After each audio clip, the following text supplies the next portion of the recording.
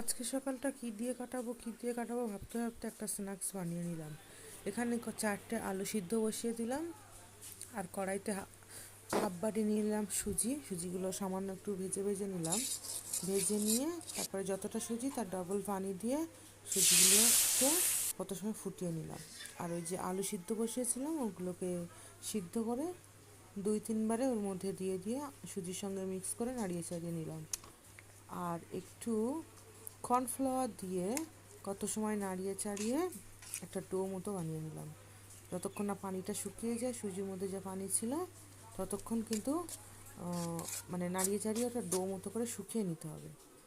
আর ওর মধ্যে একটু হলুদ দিলাম, আর জিরে বাটা, আর দিয়ে দিলাম মরিচ বাটা, আর সামান্য একটু লবণ, আর কিছু দিইনি। আপনারা চাইলে আরও কিছু অ্যাড করতে পারেন। এরকম ডোনাটের শেপ দিয়ে আমি বানিয়ে নিলাম একটা সুন্দর একটা মতো করে। তারপর দিয়ে দিলাম কড়াইতে তেল বসিয়ে দিলাম, গরম হচ্ছে এদিকে। গরম হতে হতে, বেশ গরম করবে না, সামান্য একটু গরম করবে, বুদবুদ আসবে। তারপর একটা একটা করে ছেড়ে দিলাম, দিয়ে এপিট ওপিট করে ভেজে নিলে সুন্দর একটা স্ন্যাক্স তৈরি হয়ে গেছে।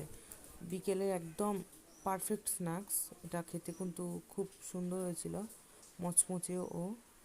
আর এরকম আমি 2 রকম সস দিয়ে খেয়েছিলাম। এটা ছিল একটা আদার সস আর টমেটো সস মিক্স করে খেয়েছিলাম, খুব সুন্দর। আপনারা ট্রাই করতে পারেন।